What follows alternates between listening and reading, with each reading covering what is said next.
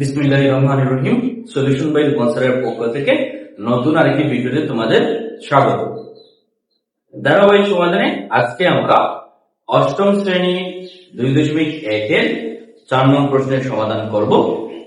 এই ধরনের প্রশ্নগুলো খুবই ইম্পর্টেন্ট আমাদের বৃত্তি পরীক্ষায় অথবা স্কুলের যে কোনো সাময়িক পরীক্ষা অথবা বার্ষিক পরীক্ষার জন্য এই ধরনের প্রশ্নগুলো খুবই ইম্পর্টেন্ট। সরল মুনাফা পাঠের মুনাফা নির্ণয়ের অঙ্কগুলো সবসময় ইম্পর্টেন্ট থাকে। তাহলে চলো কথা না বাড়িয়ে আমরা মূল ভিডিওতে চলে যাই। আমাদের 4 নং প্রশ্নে বলা হয়েছে বার্ষিক মুনাফার হার 10.50 টাকা হলে 2000 টাকার 5 বছরের মুনাফা কত?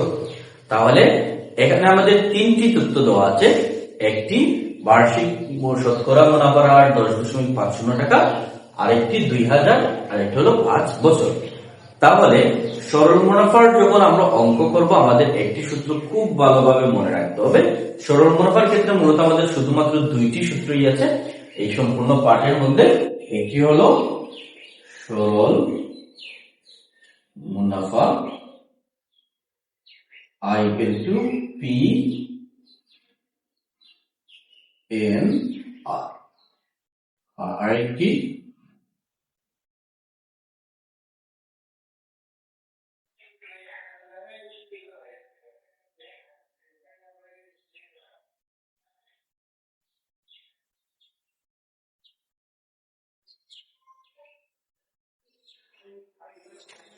এই সরল মুনাফার পাঠে আমাদের শুধুমাত্র দুইটি সূত্রই আছে। দুইটি সূত্র আমরা একটু ভালোভাবে মুখস্থ রাখবো। যে মুনাফা, সরল মুনাফা I equal to PNR এবং মুনাফা আসল। মুনাফা আসল মানে কি? মুনাফা এবং আসলকে যোগ করলে অথবা মুনাফা এবং আসলকে যদি আমরা এক জায়গায় নিয়ে আসি তাহলে তাকে বলা হবে মুনাফা আসল। তাহলে মুনাফা আসলটাকে আমরা এ দ্বারা প্রকাশ করি। মুনাফা আসল নির্ণয়ের সূত্র হচ্ছে A equal to P into 1 plus RM। এই দুইটা সূত্র, এর মধ্যে এই সূত্রটাই সবচেয়ে ইম্পর্টেন্ট। আমরা চাইলে শুধুমাত্র ম্যাক্সিমাম অঙ্কগুলা 90% অঙ্কগুলা আমরা সরল মুনাফা I equal to PNR সূত্র দ্বারা সমাধান করতে পারবো। তাই এই সূত্রটা ভালোভাবে মনে রাখবো। এখানে আমাদের একটু মনে রাখতে হবে যে I equal to দেওয়া আছে PNR। I দ্বারা কি বোঝায়? মুনাফা। মুনাফাকে I দ্বারা প্রকাশ করে। P দ্বারা কি বোঝায়? আসল অথবা মূলধন। আসল আর মূলধন একই কথা। N দ্বারা বোঝায় সময়, R দ্বারা বোঝায় মুনাফার হার।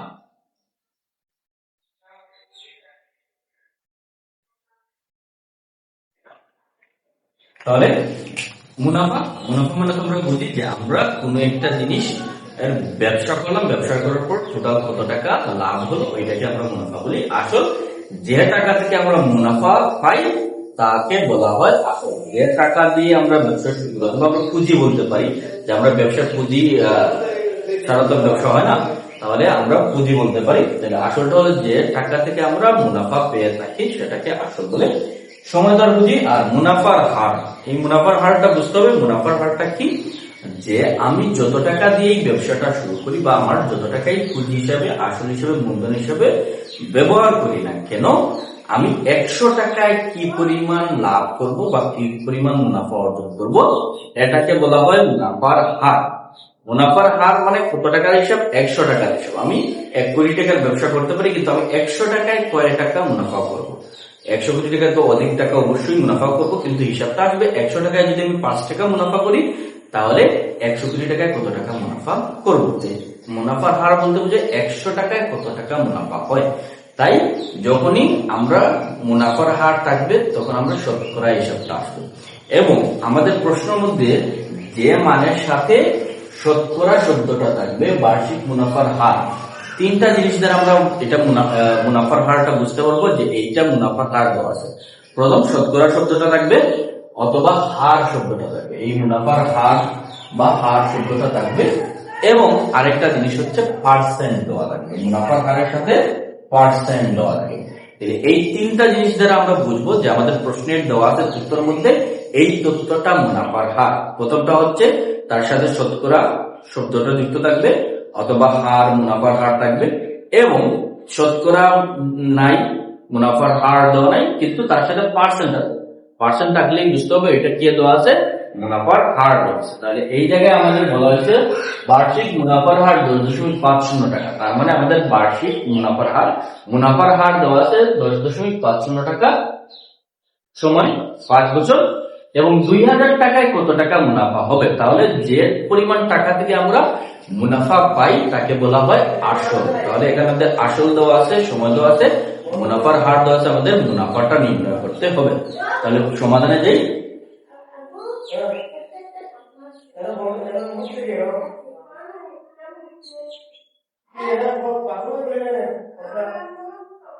এখানে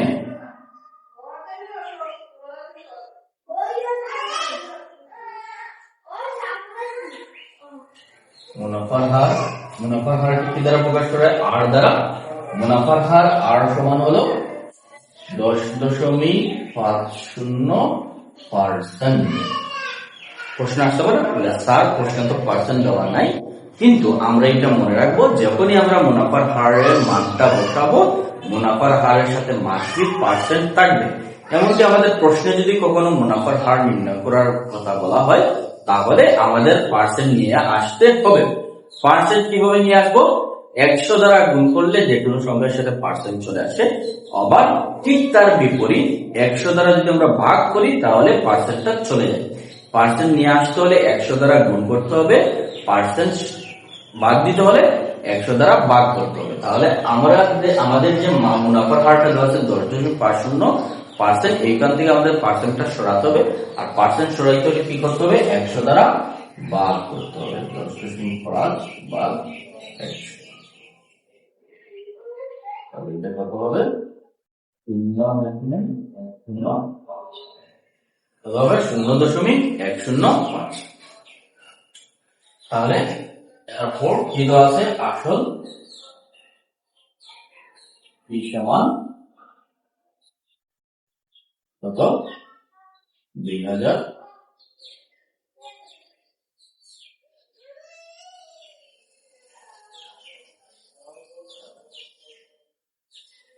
সময় সমান 5।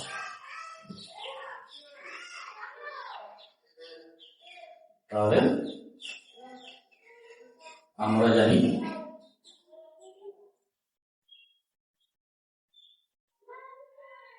সরল মুনাফা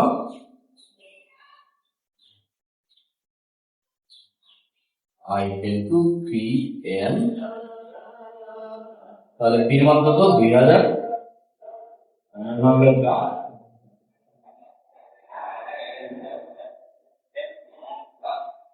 P এর জায়গায় P এর মান বসালাম, N এর জায়গায় N এর মান, R এর জায়গায় R এর মান, জাস্ট মানগুলো বসাবো এবং ক্যালকুলেটরের সাহায্যে যদি আমরা গুণ করে নিই তাহলে আমাদের মানটা চলে আসবে।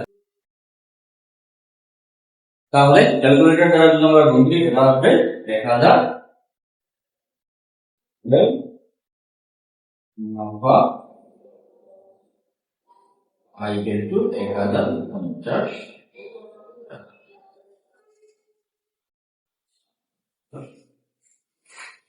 তাহলে দেখলাম আমরা শুধু সূত্রটা মুখস্থ রাখবো এবং ক্যালকুলেটর গুণ করবো, ক্যালকুলেটর দিয়ে গুণ করলে আমাদের আনসারটা চলে আসবে। যদি প্রশ্নটা বুঝে থাকো তাহলে চ্যানেলটি সাবস্ক্রাইব করো যাতে পরবর্তী ভিডিওটা তাড়াতাড়ি সবার আগে তোমার কাছে চলে যাবে।